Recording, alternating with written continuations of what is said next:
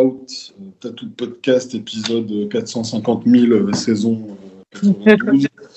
On reçoit aujourd'hui Célia, dit l'androgynette, et je suis bien content d'enfin réussir à organiser ça, parce que ça fait un moment qu'on en parle et que c'était impossible à choper. Pour les raisons que je pense qu'on va aborder tout à l'heure. Ouais, exactement. Donc, bonjour à tous, bonjour à Loé, ma chère collègue qui gère tout. Backup, sans qui ce podcast n'existerait pas. Et voilà.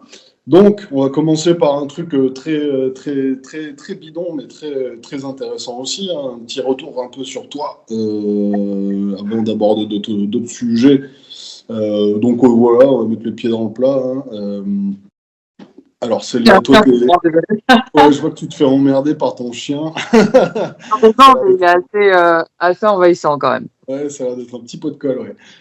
Alors, Célia, toi, raconte-nous vite, comment tu as débarqué dans le tatou. C'est quoi tes premiers émois de... Oula, par hasard, moi c'est vraiment du hasard pur.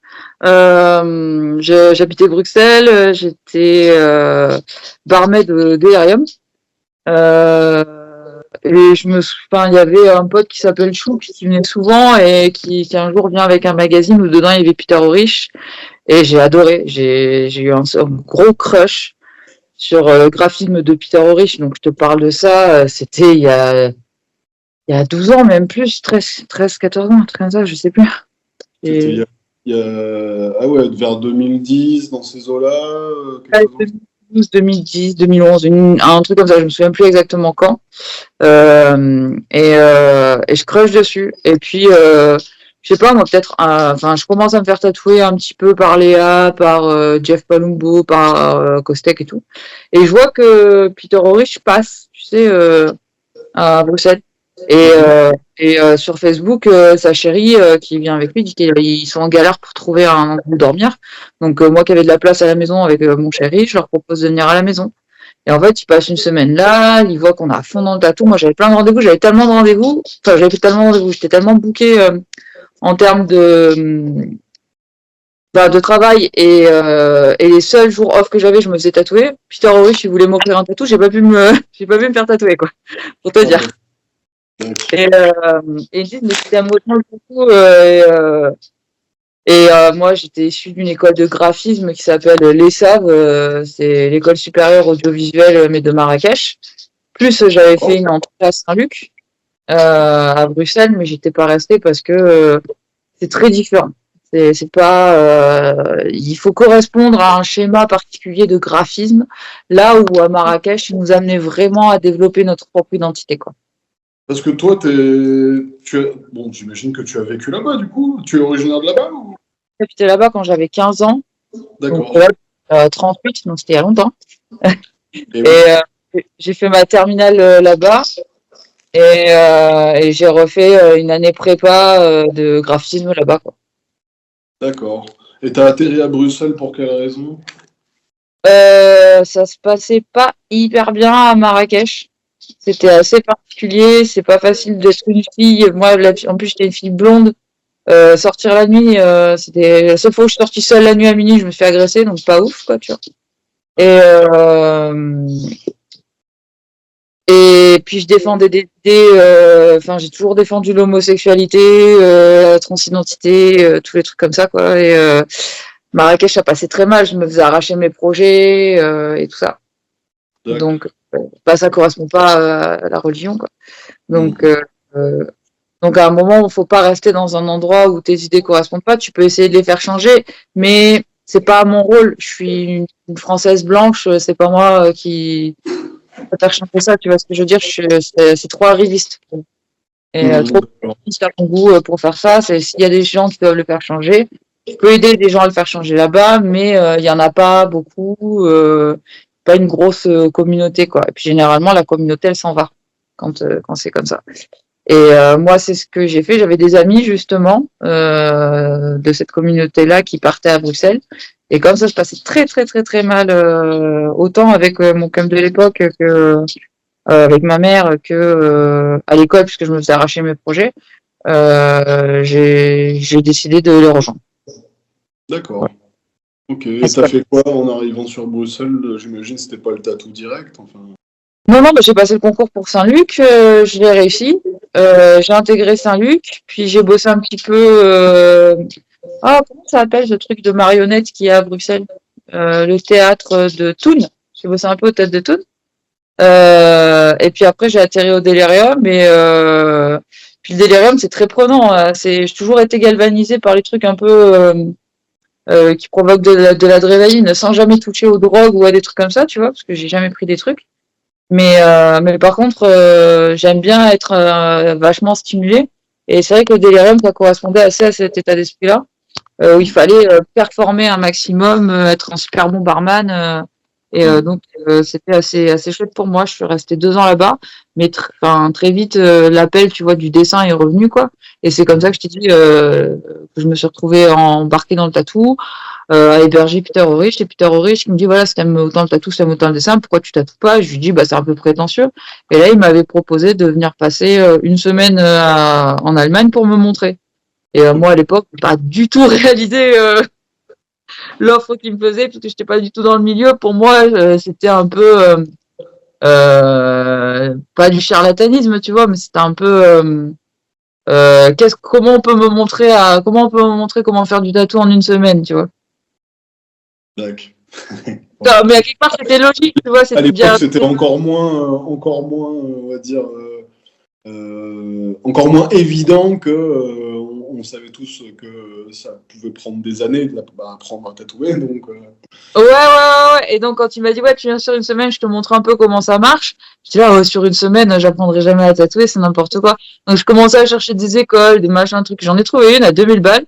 Et j'en ai parlé à Léa, je dis, c'est bizarre, je trouvais une école à 2000 euros de tatouage, mais il n'y a pas d'apprentissage sur la méthode d'hygiène, donc ça te dérangerait de me montrer comment ça marche. Et là, Léa s'est fait une tirade de au moins 10 minutes sur le fait que c'était une arnaque, que machin, que truc, et puis elle a eu raison, et qu'il valait mieux que je trouve un apprentissage. Et elle m'a dit, bah tu sais quoi, nous de toute façon on en cherche un, quand on cherche un apprenti, je vais demander à Guillaume si c'est possible. Et en fait, au début Guillaume il voulait pas. Et puis un soir, moi tu sais, je travaillais de nuit, je travaillais de 19h à 7h du matin, quoi, 12h d'affilée. Et juste avant d'engager, quoi, je reçois l'appel de Léa qui me dit, ouais, t'es dispo demain? Je dis, ouais. Il me dit, bah, tu commences demain à 11h. Ok. wow. Donc, j'ai dit à 7h du matin, je me suis pointée là-bas à 11h et ça a duré comme ça pendant 6 mois. Pendant 6 mois, en fait, je travaillais les mercredis, jeudi, vendredi comme responsable au Garden Delirium, quoi. Je faisais 36 heures en 3 jours. Après, je dormais 2 heures, puis j'assurais les week-ends à la boucherie moderne. Et après, j'avais mes lundis, mardis de congé. Et après, je suis passée en journée au Delirium. Ils m'ont mis au Monastérium. Et finalement, c'est là où ça a bugué. Et au bout de quelques mois, j'ai arrêté et j'ai commencé à tatouer. Okay, Parce que je me retrouvais 2 jours, j'étais toute seule, je me faisais chier, je n'avais pas envie de bosser, puis le tatou prenait beaucoup de place. Donc très vite, ça s'est enchaîné, quoi.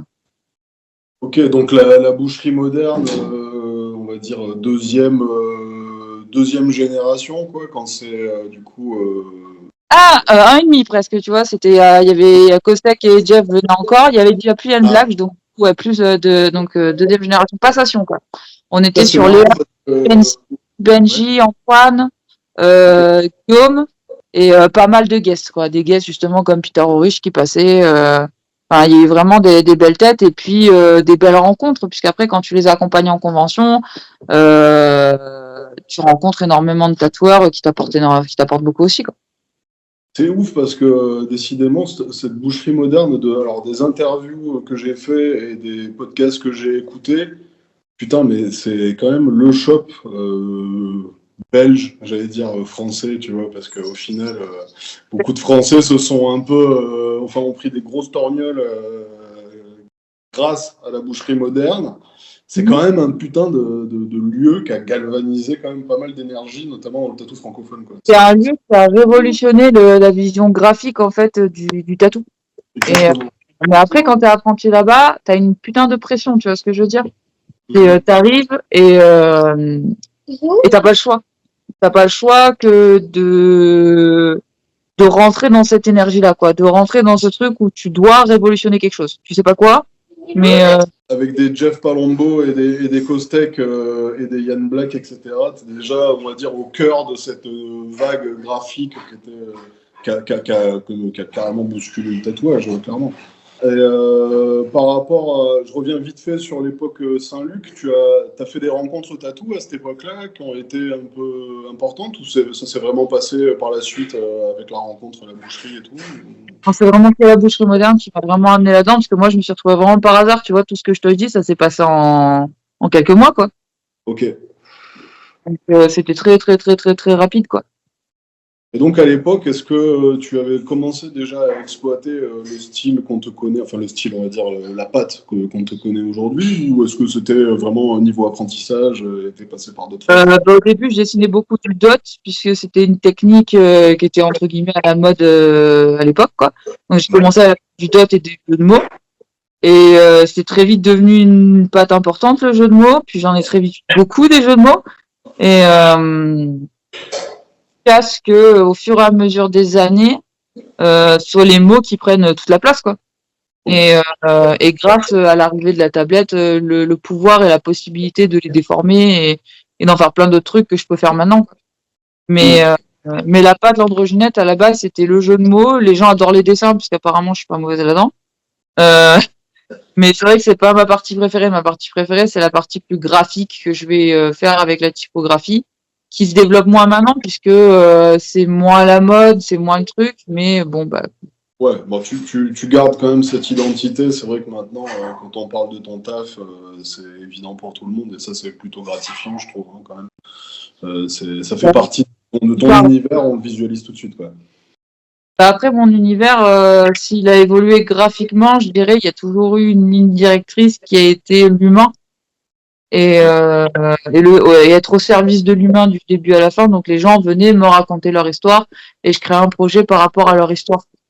Ouais, puis il y a une dimension militante quand même, un petit peu, enfin un petit peu, même beaucoup, je trouve, dans ce que tu Ouais, fais. mais après, moi, je me considère pas comme militante parce que je suis pas quelqu'un Non. qui vit dans les rues. Je suis quelqu'un qui a des idées et qui essaye de les conserver. Tu vois ce que je veux dire, de les préserver et de jamais me laisser influencer par des personnes extérieures. Et je dis ce que je pense. Donc ça peut déranger, mais voilà, je dis ce que je pense. Et je suis pas capable d'être hypocrite ou justement de me laisser influencer par des idées de masse, quoi. Donc c'est vrai que pour le français, ça peut paraître militant. Moi, j'ai pas l'impression parce que comme je te dis, je vais pas dans les rues. Parce que la foule, c'est pas un truc qui est très confortable. Je suis confortable quand je suis dans une foule où je suis derrière un comptoir ou alors quand je vais à un concert et que je dois rendre service, tu vois, dans les backstage, des trucs comme ça. Mais c'est vrai que pour moi, c'est assez dur d'être dans la foule. C'est pas trop. Et sur un aspect un poil plus technique, du coup, au début, les machines, t'étais plutôt sur quoi? Et, Ah, je suis à la coil et là, j'ai juste évolué il y a pas longtemps avec une Dan Cubine qui est, tu sais, mi-coil, mi-rota, quoi. Mais je suis toujours pas passée au pen. ah, toujours pas passé open. Ouais. Ouais, je voulais pas, c'est pas ce que je voulais dire, mais effectivement, Non, non. me posais quand même un peu la question. Alors, ça fait 2 ans que j'en ai un qui dort dans mon truc de tatou, mais j'ai toujours même pas essayé. Mmh. Déjà, la Dan Cubine, je crois que ça fait 7 ans qu'elle dort qu'elle dormait dans mon truc, elle était pas à moi et à mon ex-mari. Et il me l'avait filé quand il a arrêté de tatouer il y a 6 ans. Et je me suis mis à l'utiliser il y a 1 an. Ah ouais, c'est une quoi? Je vais fermer ma fenêtre, mais je t'écoute. C'est une des premières générations de Dan Cubine, puisque lui, il a acheté il y a 7-8 ans. Donc, c'est vraiment un mix, je sais plus laquelle c'est. Je sais qu'elle marche bien, qu'elle me fait des fines lignes, que mes tatous reviennent assez bien, donc c'est chouette. Mais que voilà, quand tu commences à la coil, je trouve que c'est vraiment compliqué de passer à autre chose. Surtout que moi, j'ai pas eu les problématiques des autres qui ont des tendinites, machin, des trucs. Moi, j'avais aucun souci, donc j'étais vraiment assez confortable avec ma coil. Ouais, en même temps, je suis d'accord avec toi parce que moi, j'ai découvert les Dan Kubin il n'y a pas longtemps. En fait, j'en ai pas, mais j'emprunte des amis ou des collègues et c'est vrai que alors, pendant très longtemps, j'étais un peu contre. Moi, j'étais colle à fond la caisse. Et putain, en fait, aujourd'hui, là, je me rends compte du confort que c'est ces machines. C'est quand même Ouais, ça fait. bien. Et même, j'ai halluciné parce que j'ai un copain qui m'a prêté 2 copies de Dan Kubin à 80 €. Et l'autre jour, j'ai tatoué toute une après-midi avec une vraie Dan Kubin et une copie, et je ne voyais pas la diff entre les deux. Donc, c'est quand même dingue cette géométrie-là. Enfin, c'est très très bien, c'est très efficace. Mais donc, Tinfoil à fond et Dan Kubin, si tu dois passer à une alternative, et Pen, toujours pas. Rien à faire. Donc, mes machines font toujours du bruit, parce que ma Dan Kubin fait du bruit quand même. Yes. Et dans les faisceaux d'aiguilles, qu'est-ce que tu utilises le plus? Est-ce qu'il y a des marques que tu aimes? Je reste à la Quadron. J'ai pas essayé 3 milliards de marques. Pendant un temps, il y avait une marque qui venait du Nord, je sais plus comment elle s'appelle, c'était vachement bien. C'était très très cher. Et je suis passée sur Quadron, qui était un bon rapport qualité-prix. Et je suis en 0,25 à la 7 ou à la 5. En line quoi. Donc taper, tout ça. Et quand je dois faire des gros aplats noirs, je suis en magnum de 9 et basta, quoi. Et c'est nickel parce qu'en fait, comme le magnum de 9, c'est pas un truc très large, bah, t'es toujours sûr d'être bien comme il faut par rapport à la peau. T'as pas un moment où t'as un faisceau qui va pas être bien dans l'inclinaison, donc ça rend toujours des noirs qui sont assez bien. Et par contre, sur ça, j'ai pas changé. C'est la même machine depuis 10 ans. C'est une vieille coil qui fait que du remplissage d'un gars qui était vachement connu. Et comment il s'appelait déjà? Lui, il fait du trad et il vendait énormément de machines en Belgique à l'époque. Et je suis incapable de te retrouver le nom, quoi. Un Français? De quoi? Un Français? Américain. C'est un Américain. Ah, Et, Jacob Redmond? exactement, Jacob Redmond. Ouais.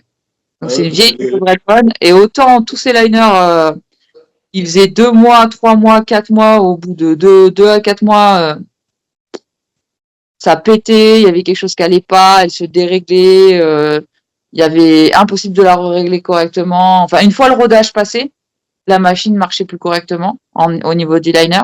Par contre, ce Magnum, 10 ans que je l'ai, 10 ans qu'il me fait des noirs impeccables. Donc voilà. Trop bien. Donc pareil, pas passer à une autre chose que là par contre, coil ad vitam aeternam pour de la plaine noire. Hors de question de passer à autre chose. On est d'accord. Et bon, le Bruxelles de l'époque, c'était quelque chose, hein. Qu'est-ce que t'en penses? Ouais, il y avait une belle émulsion, une belle cohésion, chacun avait sa place. Puis il y avait énormément de gens et d'influences qui passaient, quoi. Donc c'était beau à voir, quoi. Puis j'ai eu le privilège de grandir dans la boucherie moderne qui avait les mêmes valeurs humaines que moi. Voilà, enfin moi j'ai connu Kostek qui faisait des fois du troc tatou, des trucs comme ça. Enfin pas que le Kostek, quoi. Moi, j'ai par exemple Raphaël Delalande qui m'a tatoué un tatou qui était vachement important pour moi, qui représentait mon père, quoi, qui est mort d'alcoolisme, donc il m'a fait un foie cirrhosé. Et je sais que avant de me faire tatouer par lui, par exemple, bah, j'ai mon ordinateur et mon alimentation qu'on lâchait. Et donc j'ai dû les racheter. Et puis c'était mes débuts, donc je gagnais pas non plus des milliers des cents, quoi. Et donc je voulais annuler ma séance. Et Raphaël, je me souviens, il me dit non, tu viens, je te l'offre. Donc moi je lui ai offert enfin tu vois, je suis revenu avec un original. Et comme je travaillais encore au Delirium, bah, j'ai chopé des bières, quoi. Mais ça fait que c'était assez cocasse pour le coup. C'est l'histoire d'un mec qui va tatouer l'alcoolisme de son père, tu vois, un foie cirrhosé de l'alcoolisme de mon père sur moi, gratos, contre des bouteilles de bière et un dessin. C'était mignon. Mais tu vois, c'était des gens qui étaient assez chouettes, très connus, mais qui en avaient rien à foutre de la fame, pas comme aujourd'hui. Aujourd'hui, il y a un énorme clivage où les gens sont plus attirés parce que parce que le tatouage va leur apporter financièrement et par l'aspect fame qu'il y a autour que par l'aspect humain, partage, tout ce que tu peux vivre dans le tatou, quoi. Ouais, et ouais, tu parles de Raphaël, je pense qu'il y a énormément de nouveaux jeunes tatoueurs qui ignorent complètement qui est cette personne, et d'ailleurs plein d'autres aussi, mais Bah, il fait partie des références, pareil, du monde du tatou, du blackwork, du darkwork, du very, very darkwork, quoi. ouais. Et puis du mythic shop Seven Doors de Londres, avec John Dix, avec je sais plus qui d'autre, bref, du beau monde.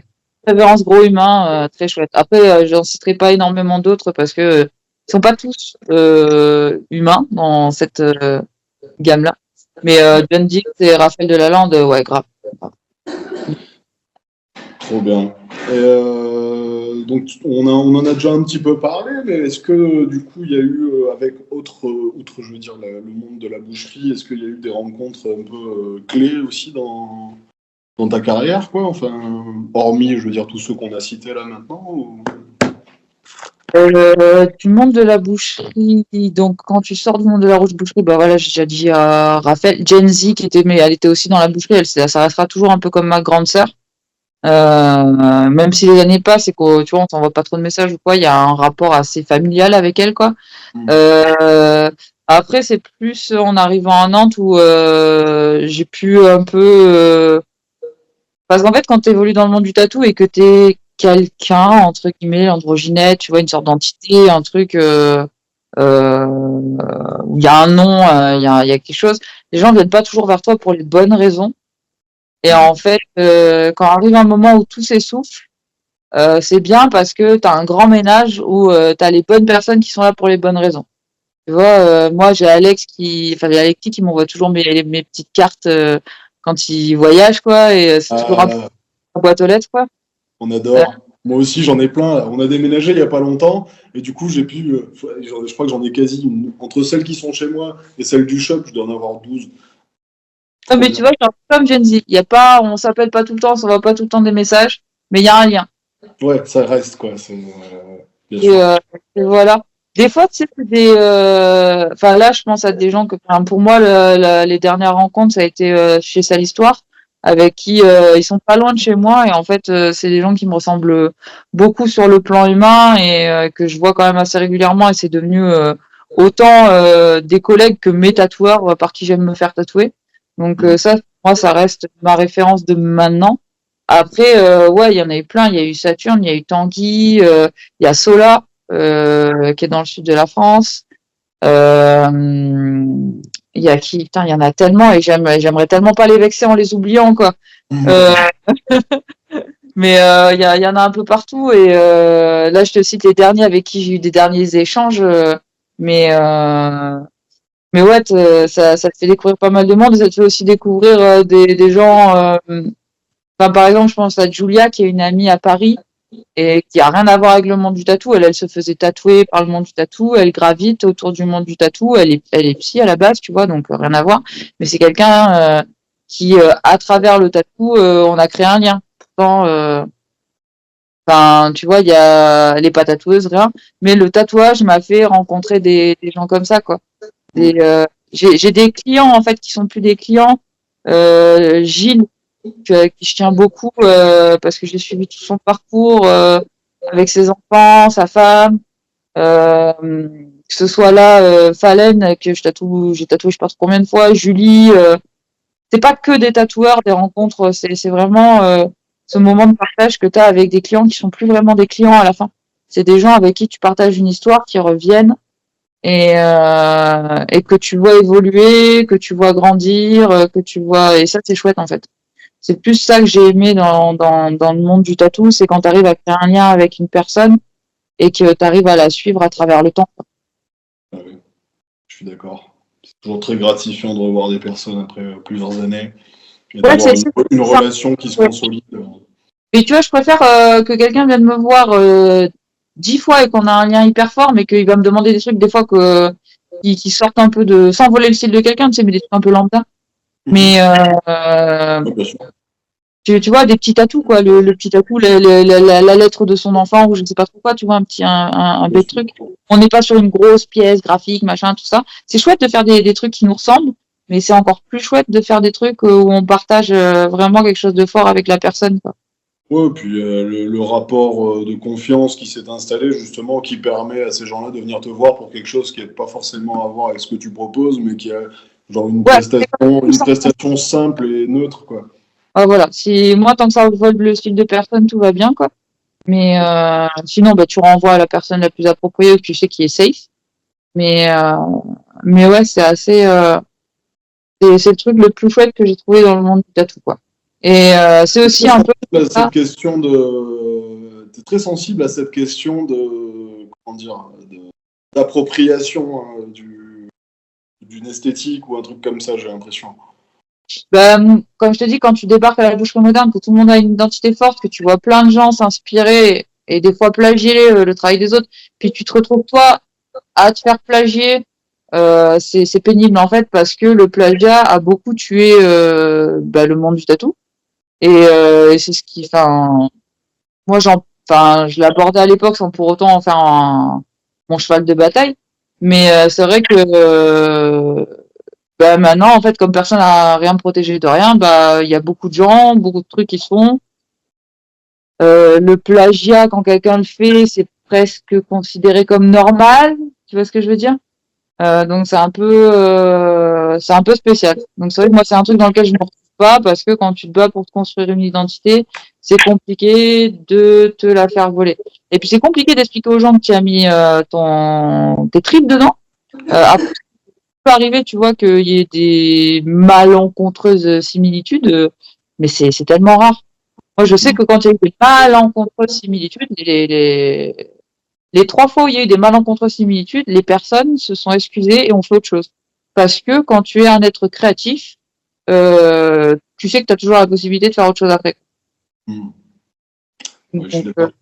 Et c'est vrai que sujet qui revient quand même assez souvent, c'est qu'aujourd'hui, inventer des choses dans le tatouage, faut, parmi la jeune génération, en tout cas, j'ai l'impression que c'est quasi plus faisable. Et puis, il y a de telles pointures, des gens qui ont tellement poussé le truc à des niveaux extrêmes en technicité, en perfection, que, enfin, ils sont qu'une poignée maintenant, je pense, à vraiment réussir à inventer, à insuffler vraiment de la nouveauté dans des trucs. ouais, après, même ceux qui sont une poignée, ils sont en galère. Là, je Ah discutais oui, il y a 2 jours avec Hans Delorier, qui est quand même un mec sacrément révolutionnaire qui travaille au Canada. Et il m'expliquait que bah, pour l'instant, il faisait des peintures et qu'il se lançait dans la 3D pour essayer de pas sombrer, quoi, tu vois, de pas aller mal, quoi. Mais je pense qu'on en est pas trop là. On est dans une période où financièrement, c'est vraiment la galère, où les rares qui réussissent, c'est ceux soit qui font des grosses pièces et donc c'est organisé sur plusieurs temps avec des gens qui ont un certain confort financier, ou alors des très petites pièces bradées à des prix qu'on se permettrait pas de faire en tant que professionnel normalement, tu vois. non, non, non, mais je suis 100% OK avec toi. Et justement, tu me fais un super tremplin pour la suite. Parce que une des raisons pour lesquelles je suis hyper content aussi de te parler, c'est que toi, tu as clairement fait le choix d'une réorientation professionnelle, en tout cas ajoutée, je pense, à ta carrière de tatoueuse. Ouais, bah, ça rejoint plus ce que j'avais besoin. Je me suis réorientée dans le coaching sportif parce qu'en fait, bah, c'est de l'humain pur et dur. C'est des gens que tu vas vraiment revoir souvent, que tu vas vraiment aider à avancer. Et, euh, et au moins, là, ça fait du bien. Tu as plus Ouais, de chances. ça a dû être quand même un truc un peu déstabilisant, hein, je pense. Bah oui et non, parce que je me suis lancée dans le coaching sportif avant que ça aille très mal. Ok, ok. Donc, c'était en avril dernier où j'ai commencé ma formation. Donc, j'ai commencé à y réfléchir en janvier, février, tu vois. Et je me suis lancée en avril. Donc, ça a été assez rapide. Euh, mais ça allait encore, tu vois. J'avais encore des rendez-vous. C'est plus là depuis septembre où c'est vraiment un carnage, quoi. Et, euh, et là, le mois de janvier, tu vois que tu as 2 rendez-vous max. T'es bien content d'avoir amorti ton truc parce que tu avais déjà envie de faire autre chose. Donc moi, c'est un privilège. Après, moi, j'ai un parcours en tant que tatoueuse où je touchais à des histoires qui étaient plutôt dures, très dures, jusqu'à il y a un an ou deux, avoir une personne, j'espère que son ami m'en voudra pas, mais de toute façon, je citerai pas son prénom, qui mette fin à ses jours. Et pour moi, ça a été un peu le truc que, ça a été le truc de trop, la sonnette d'alarme, je fais ça pour aider les gens, ça ne l'a pas aidé, faut que je fasse autre chose. Ok. Ah ouais, c'est fort comme déclencheur. Et déjà après, pendant 3 mois, j'arrivais plus à créer du lien avec mes clients, j'arrivais plus à leur parler. Ça a été vachement dur parce que t'as un peu peur aussi de t'attacher à quelqu'un et de le perdre, quoi. Ouais. Et après, t'es dans la recherche, quoi. T'es dans la recherche de comment aider, de comment faire bien, quoi. Et puis après, j'ai eu la chance que le sport me tombe dessus, quoi. Et voilà. Et alors, justement, par rapport à cette activité, comment tu articules maintenant tes journées, ton planning tatou? Enfin, C'est comment ça se... hard. Je suis à mi-temps parce que bon, quand t'es coach sportif, tu dois aussi t'entraîner parce que tu dois pouvoir aussi comprendre ce qui se passe pour tes clients, Ouais, euh, enfin pour tes coachés, quoi. De pouvoir être un exemple, de pouvoir être un exemple, pas forcément de performance, mais savoir, tu sais, faire un mouvement correctement, tout ça et tout. Et un exemple aussi physique entre guillemets, quoi. Donc là, je suis un peu dans la recherche de vers quoi je veux encore évoluer.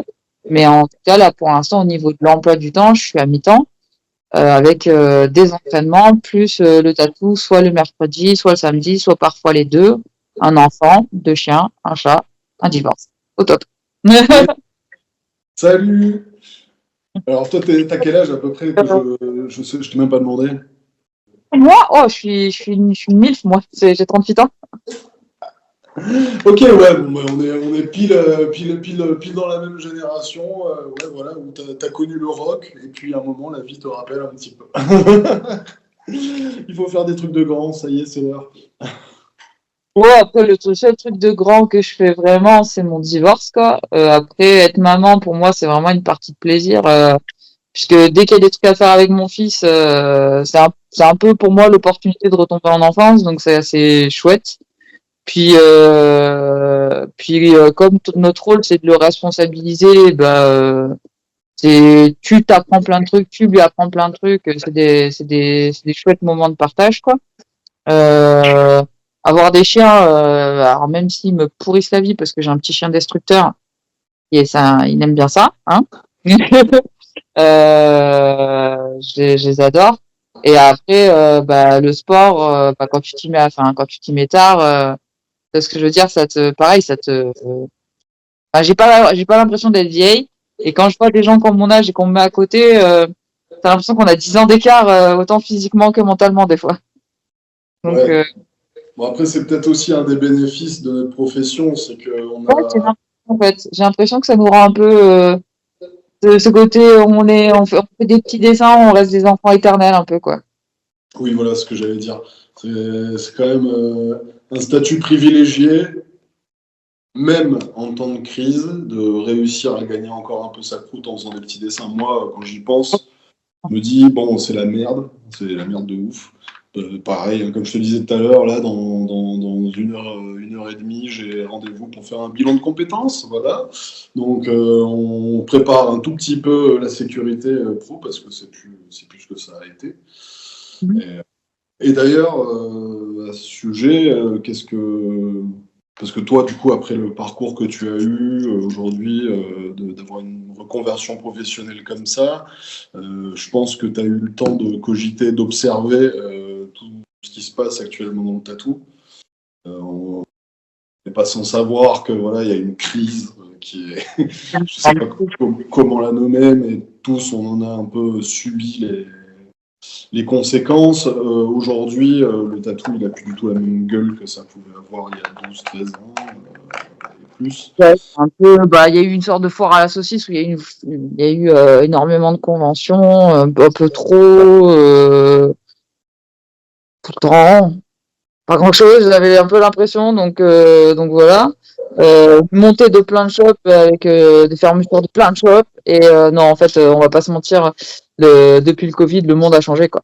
Que ce soit nos rapports entre nous-mêmes, comme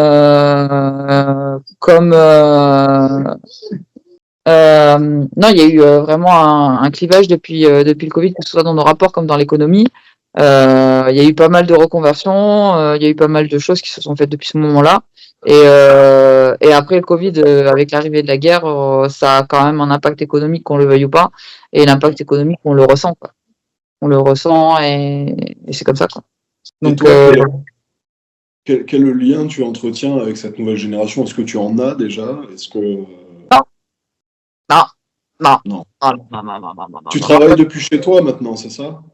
Ouais, voilà, j'ai un tout petit espace où tu as le droit d'utiliser 30% de chez toi si c'est propre, quoi. Donc moi, je fais comme ça pour l'instant. Mais j'ai pas un énorme rapport avec la nouvelle génération. Même si dans la nouvelle génération, tu vois, par exemple, avant en convention, tout le monde partait boire et se droguer à la fin, et moi, je bois pas, je me drogue pas, donc je me sentais toujours un peu seule.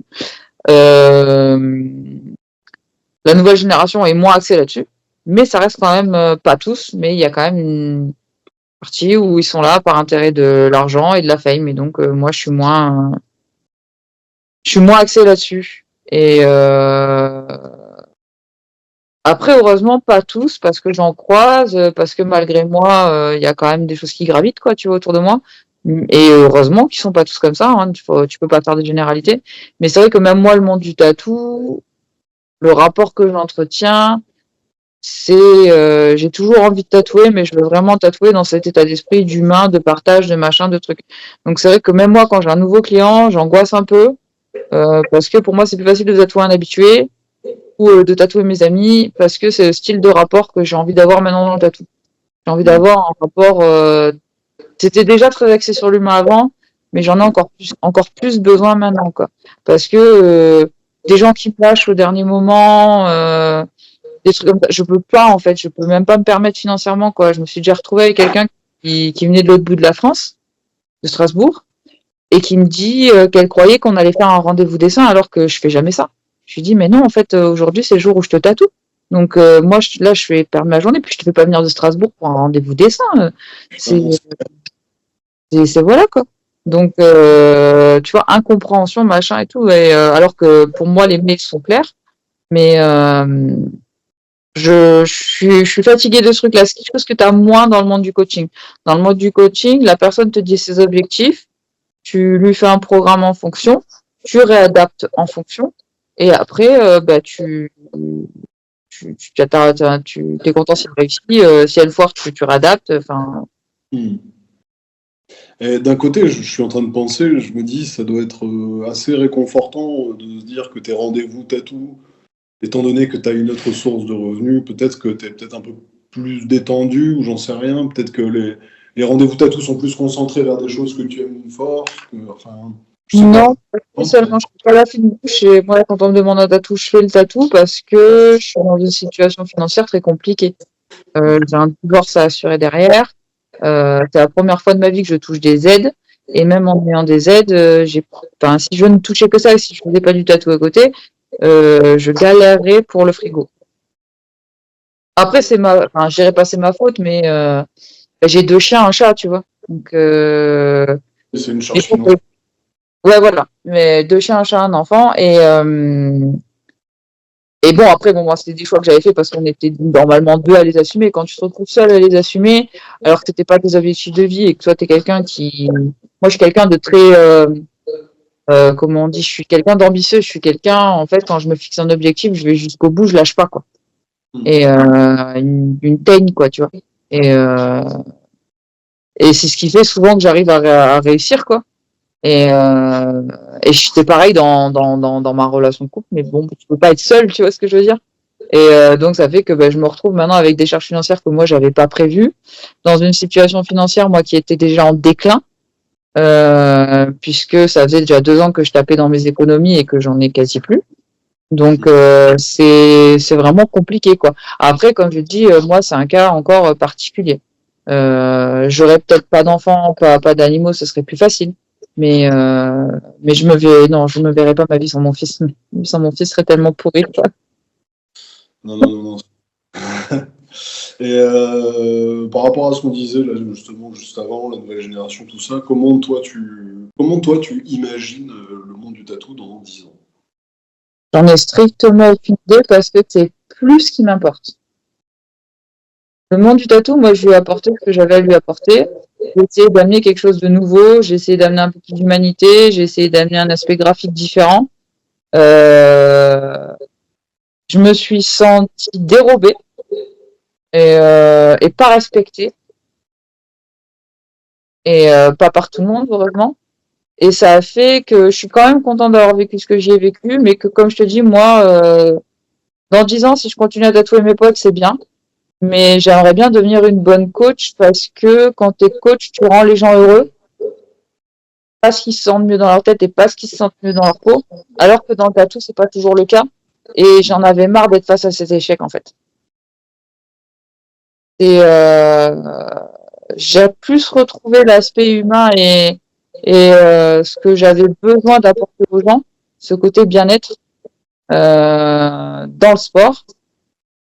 Que dans le tatou, même si tu le retrouves quand même des fois il y a des gens ils sont pas persévérants, c'est pas forcément d'un coaching sportif qu'ils ont besoin, c'est d'un peu plus, mais c'est comme partout, tu vois, donc il y a des il y a des vice versa, comme on dit dans chaque milieu, mais ça reste quelque chose qui me correspond mieux.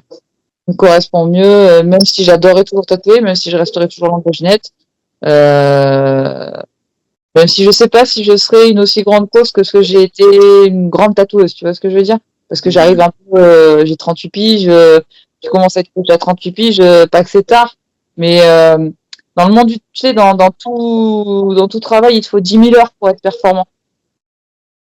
Et 10 000 heures en tatou, c'est facile à acquérir. 10 000 heures en sport, c'est plus compliqué. C'est un autre délire. Après, je les acquiers vite, hein, mais quand même, tu vois, 10 000 heures de sport, quoi, faut y aller. Et donc là, moi, je suis personnellement en pleine exploration. J'ai commencé par le CrossFit, j'ai fait du strongman. Là, je me suis blessée. Donc là, j'hésite entre soit repartir sur de la performance pure euh, ou du bodybuilding, mais c'est de l'exploration sportive parce que je suis quelqu'un qui suis comme ça. J'ai besoin d'aller explorer des nouveautés, de découvrir jusqu'où je peux aller. Et dans le tatou, je pense que j'ai découvert jusqu'où je peux aller et que j'ai pas envie d'aller ni voler le style de quelqu'un, ni explorer plus que ça. La couleur, j'en mets, tu vois, mais j'ai pas envie de faire des trucs hyper colorés parce que ça me correspond pas. Des milliers et des cents. Faire des trucs comme je fais en mettant des touches de couleur, c'est cool. Enfin, je sais pas. J'ai l'impression que voilà, moi, ce que j'avais apporté dans le monde du tatou, je l'ai fait. Et maintenant, j'ai vraiment besoin d'autre chose parce que j'ai toujours eu cet aspect humain et c'est vraiment ça dans lequel je veux me consacrer.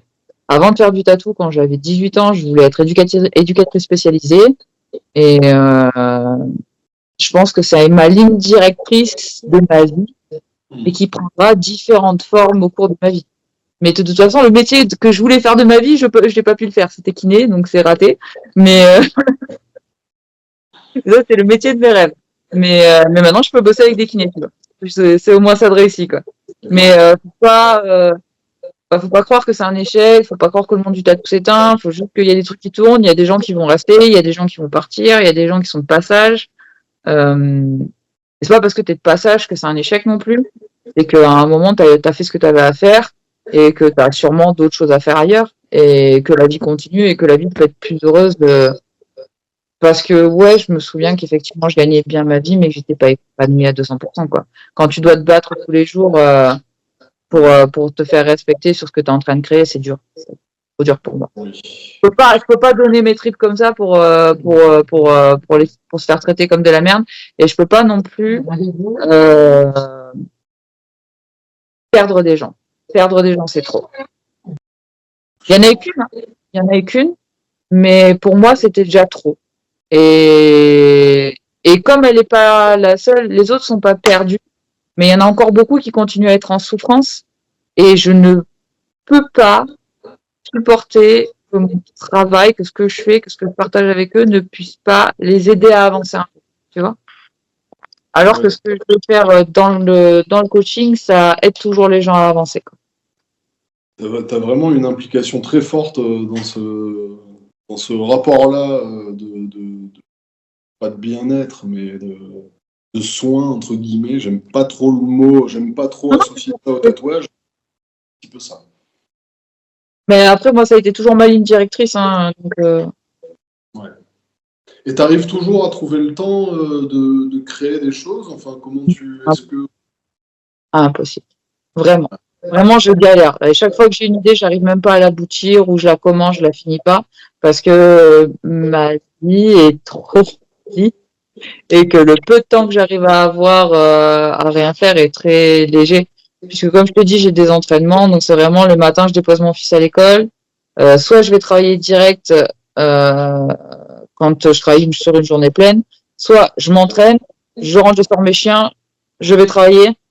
Donc il y a toujours, en fait, l'essentiel de ma vie, c'est ça, c'est déposer mon fils à l'école ou comme aujourd'hui, j'ai la chance d'avoir mon fils avec moi et m'occuper de mes chiens, m'entraîner, travailler et recommencer le soir. Le soir, parce que mes chiens, je les sors 3 fois par jour. Donc Ouais. mon fils, pareil, je dois m'en occuper. Donc quand tu as beaucoup de responsabilités comme ça à gérer tout seul, c'est plus compliqué de trouver du temps pour créer. Et puis comme tu es constamment et en permanence dans le don, tu vois ce que je veux dire? Ouais. T'as pas pour créer. Avant, j'avais plus de moments de solitude, de calme, de répit, même si j'étais en mouvement, tu vois, parce que j'ai eu 2 ans où j'étais sur la route. Et 2 ans où j'étais sur la route, tu vois, où j'étais dans les trains et tout, et où je rencontre quand même des gens et tout. Mais il y avait un truc où tu as une possibilité de recueil à un moment. Là, avec la vie que j'ai actuellement, je n'ai pas de possibilité de me recueillir vraiment. Je je suis toujours en mouvement, je suis toujours en train de m'occuper de quelqu'un et c'est ok parce que moi, c'est ce pourquoi je suis faite au final, donc tout va bien. Ça correspond à mon identité. Mais je dois m'occuper de mes chiens, je dois m'occuper de mon fils, je dois m'occuper de mes adhérents, je dois être potentiel, enfin, tu vois, avec mes coachés. Enfin, c'est. Puis quand je fais mes entraînements, je m'occupe de moi. Mais ça fait qu'après, j'ai pas un temps pour sortir ce qui se passe à l'intérieur de mes tripes, quoi. Et si ça sort dans mes entraînements. Et comme ça sort dans mes entraînements, j'ai moins l'appel du dessin. Ok. C'est particulier, hein. Non, non, mais c'est super intéressant. Enfin, moi, je trouve ça vraiment intéressant d'avoir le point de vue d'une personne comme toi qui a eu une belle carrière quand même, pleine de sens et de rencontres et qui trouve quand même son salut dans cette reconversion, cette réorientation, je veux dire. Je trouve ça hyper intéressant et surtout si ça peut montrer à certains jeunes comment ça se passe la réalité du job, quoi. Voilà, réalité de la vie. Bon, après, j'ai eu la chance d'avoir une mère qui n'était pas une bonne maman, mais qui était une femme forte professionnellement, quoi. Donc, c'est quelqu'un qui s'est reconverti. Moi, quand elle m'a eu, elle avait un bar. Après, elle est partie vivre à Marrakech. Elle a eu une maison d'hôte. Et puis après une maison d'hôte, elle a tenu un restaurant. Et après un restaurant, elle a tenu une agence immobilière. Et après une agence immobilière, elle a fini par se reconvertir dans les trucs de Yves Bourbeau, où c'est de l'analyse morphologique pour comprendre tes blessures. Ah ouais, ok. Ah oui, donc il y a un petit truc de famille. Ouais, bon, après, c'est encore différent.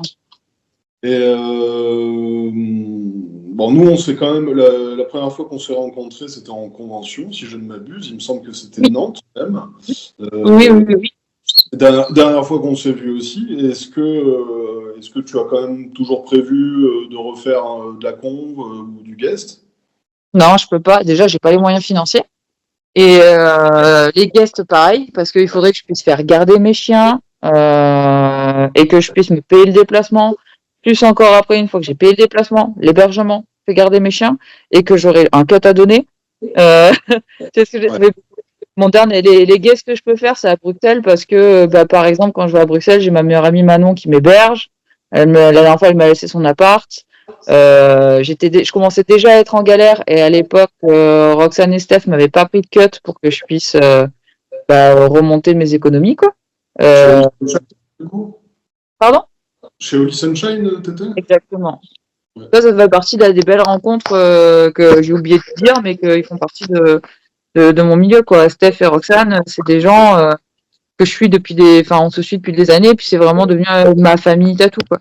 La dernière fois, j'allais pas bien, j'ai envoyé un message à Roxane, direct, elle me rappelle, enfin, c'est des gens qui sont vraiment là et le lien, il est plus fort que c'est tatou qui nous a fait nous rencontrer, mais c'est l'humain qui nous a réunis. Trop bien. Et oui, par rapport encore à la Belgique et au tatoueur, je sais que tu es très copine avec Quentin Ortega aussi, il me semble. Oui, Quentin, bah, il fait partie de mes amis tatoueurs, quoi, en mode, c'est un ami, mais il me tatoue régulièrement et je suis hyper fan. Donc, je suis autant Un fan. excellent tatoueur et quelqu'un de très drôle. Ouais, ouais, ouais. Très J'aimerais humain. bien connaître un peu plus d'ailleurs. C'est simple avec Quentin, c'est ça qui est chouette. Chaque moment que tu passes avec Quentin, c'est un moment de vie simple, apaisant et joyeux, quoi.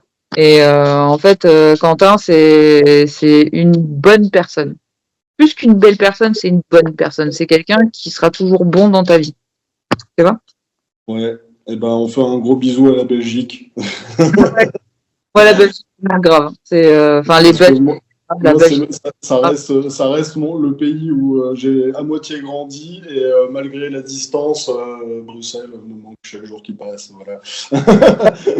On ne sait pas parce que Bruxelles, ça reste une ville particulière, mais les Belges qui habitent à Bruxelles, qui font que cette ville est unique en fait et belle et il y a une belle je sais pas, il y a une solidarité qui existe là-bas, une ouverture d'esprit qu'il n'y a pas ailleurs en fait. Moi, ce que j'aime beaucoup, c'est un exemple que je donne souvent quand j'essaie d'expliquer à des gens qui connaissent pas la Belgique. Un exemple que j'aime bien, qui m'est vraiment arrivé, c'était une fois dans le tram, on voit un mec qui vole le sac d'une personne, je sais pas quoi. Bon, il s'embrouille, gna, gna, gna. Finalement, le mec se barre, la dame récupère son sac. Il était genre 7 heures du matin, tout le monde avait la gueule dans le cul, et il faisait froid, c'était l'hiver, et ça a mis un gros blanc. Et là, genre, je vois, je sais pas, 20 personnes qui se mettent à discuter entre eux, à rigoler. Il y a un monsieur qui lâche une connerie. Et puis, tout d'un coup, on est passé d'une situation de tension extrême. Et ah, c'est bon, ça va bien. Et là, tout le monde se met à causer et à papoter et à rigoler. Et ce que j'aime beaucoup en Belgique, c'est que tu as l'impression que l'humour se niche un petit peu Ah, dans toutes les strates de la société. Il y a toujours un truc cocasse qui peut arriver, j'ai l'impression. Enfin, je sais pas. enfin, je sais pas, tout le monde veut vraiment t'aider en fait. C'est ça qui est chouette quoi en Belgique. C'est qu'il y a vraiment ce truc où il y a une volonté du Bruxellaire en tout cas. Après, je sais pas ailleurs, mais de t'aider réellement quoi. Moi, je me souviens de la personne de la commune qui est capable de venir jusqu'à chez moi pour me déposer un papier, tu vois. Enfin, pour être sûr que j'ai ce qu'il faut pour avoir de problèmes et tout ça quoi. Donc, et ça, tu le trouves qu'en Belgique quoi. Ouais. Donc, quand il y a un problème en Belgique, il n'y a pas de problème, on va boire un verre, c'est tranquille, tu vois. Ça me C'est rappelle le truc de la domiciliation, tu sais, la toute première fois où je me domiciliais à Bruxelles, quand tu as l'employé de la commune qui vient jusqu'à chez toi vérifier si tu habites bien là et qui te pose des questions hyper random juste pour te tester, voir si tu habites bien là, en fait. T'es là, mais ça, et puis t'es où après, c'est là? l'analyse de ta décoration. Moi, j'ai eu droit à ça. Parce que tu sais, j'ai plein de trucs un peu, enfin, j'ai des animaux dans du formol, des trucs. Eux qui me regardent, ils me disent, mais vous êtes un peu gothique. Ouais, Alors moi, que c'est pour des bureaux de sciences, tu vois, c'est normal. je me rappelle, le mec, il était là, oui, je suis sûr que vous êtes là pour obtenir le permis de conduire belge. J'étais avec j'en ai à foutre, tu sais. Enfin, et je lui ai raconté, non, j'ai un commerce là et tout, j'ai de la famille, machin. Et c'était trop drôle, c'était vraiment l'enquêteur, quoi, tu vois. Et à la fin, il a bon, ça va, tu m'as convaincu. Chaque fois, je tombe sur des mecs vachement cool, quoi, tu vois, ils sont très détentes, quoi. Presque à deux doigts de te payer la bonne bière dans l'après-midi, quoi, tu vois. Très cool. Ça, on aime. Et oui, donc toi maintenant, pardon, je reviens un peu sur notre truc, mais en fait, on arrive bientôt à notre petite heure, donc c'est très bien. Finalement, ça passe vite, j'ai l'impression que c'est toujours le cas, hein, mais on arrive quand même à se raconter plein de choses. Euh, Ouais, on va tout doucement arriver vers la conclusion. Je sais qu'on aurait pu papoter comme ça encore un moment, et c'est super. Mais il faut que ça reste un petit peu digeste. Euh, question à la con, mais qu'est-ce que tu dirais, toi, mettons, demain, tu rencontres un jeune ou une jeune qui veut se lancer dans le tatou, qu'est-ce que tu lui dirais? Ce serait quoi ton petit Ah, conseil ou ton avertissement? toujours le même leitmotiv que j'ai toujours dit à tout le monde. Si tu rentres dans le monde du tatou, c'est pour apporter quelque chose de nouveau qui te ressemble. Parce que tu débarques pas dans le monde du tatou pour refaire des choses qui ont déjà été faites 40 fois, c'est chiant. Donc quand tu débarques dans le monde du tatou, viens pour y apporter quelque chose qui te ressemble et qui soit neuf, quoi, tu vois. Mais ça, c'est ma vision. Elle est pas immuable, tu vois. Mais Non, mais le mode de consommation du tatouage aujourd'hui, c'est triste à dire, mais je sais plus avec qui on en parlait là récemment, Lenny Tusfait, où c'est plus une vocation, c'est plus une obsession comme ça a pu être chez beaucoup d'entre nous à une époque, c'est devenu un médium supplémentaire en fait. non, nous c'était vraiment obsessionnel. On passait des nuits à dessiner, on passait des nuits à chercher. Non, c'était ouais, c'est vrai que c'était encore une autre génération. Aujourd'hui, c'est différent. Les gens, ils passent des nuits à chercher, c'est surtout comment faire leur réel, comment faire leur truc. Les réseaux sociaux ont vraiment buté pas mal de commerce, je pense. Ah oui, ça c'est sûr. Ouais, puis ça a dénaturé aussi ce truc. Aujourd'hui, il faut se vendre individuellement, il faut être une personne sur les réseaux et dans la réalité, chose qui des fois est complètement opposée, puisque t'en as, ils communiquent sur des trucs et humainement c'est des merdes. Enfin bref, voilà, ça on le connaît tous. Il faut être une image, il faut être une bonne image et ça déconnecte les gens de la réalité et ça déconnecte les gens de ton humanité à toi. Du fait que ça peut t'arriver à toi aussi de ne pas être parfait, de ne pas être... tu vois ce que je veux dire? C'est... moi, c'est le truc aussi qui m'a agacé, quoi. Dans le monde du coaching, on a tous... t'as le devoir de motiver les gens, mais t'as le droit d'être humain. Alors que dans le monde du tatou, il y a une sorte de personnification de l'image que tu dois rendre, ou je sais pas trop quoi, ou que sais-je. Là où moi, je suis toujours, comme je te dis, assez authentique et brute de pomme. Donc, ça veut pas dire que je suis méchante, ça veut dire que bah, quand ça va, quand ça va pas, et c'est pareil pour tout le monde. Et si tu fais quelque chose qui va pas, je vais te le dire. Et c'est pas parce que je te dis que ce que tu as fait c'est mal que ça me rend moins bienveillante, c'est juste que je suis honnête. Et c'est ce qui fait que pour moi, c'est ma bienveillance à moi, c'est d'être honnête avec les gens, c'est de leur dire quand ils font de la merde ou quand c'est pas correct, bah là tu fais de la merde et c'est pas correct. Et ouais, à très bonne entendeur à tous les jeunes qui se mettent au boulot. Ok, bah écoute, on va conclure. On arrive à notre petite heure. En tout cas, je te remercie, Célia, d'avoir donné un peu de ton temps. Merci à toi d'avoir eu la patience, parce que c'est vrai que c'est pas facile, mais comme bah voilà, maintenant t'as tous les tenants, les aboutissants, le travail, la situation et tout ça, une situation humaine, hein, que comme tout le monde, s'il y a des gens qui sont mamans solo, normalement elles le sont. Ah, ouais. La chose. Donc, Et c'était doublement plus important aussi pour moi que t'es une femme qui a compté dans le tatou et que bon, même si la société elle évolue aujourd'hui, on va pas se mentir, c'est encore la croix et la bannière, je pense, pour les femmes venir s'imposer un peu dans le tatouage, même si ça change, clairement. Mais, non, ça change. Là. C'est plus ces actualités en ce moment qui me font flipper au State, mais on va voir. putain, c'est clair. Là, j'aurais complètement de quoi faire un autre podcast, mais bon, c'est plus à voir avec le tatou. Mais, ok, écoute, bon, je te récupère juste après, on va bientôt arrêter l'enregistrement. En tout cas, merci Célia. Merci à toi. Très bonne continuation à toi. Et de toute façon, je sais que tu es toujours active, alors différemment, mais tu es toujours là. Voilà, bon, ben, je remercie tous ceux qui nous écoutent et qui nous soutiennent. Et je salue Loesa, donc, qui est derrière en backup, qui gère quasiment tout. C'est elle la colonne vertébrale de ce podcast, donc merci à elle. Et voilà, je vous souhaite à tous une bonne journée. N'hésitez pas à nous faire des petits retours. Et à plus.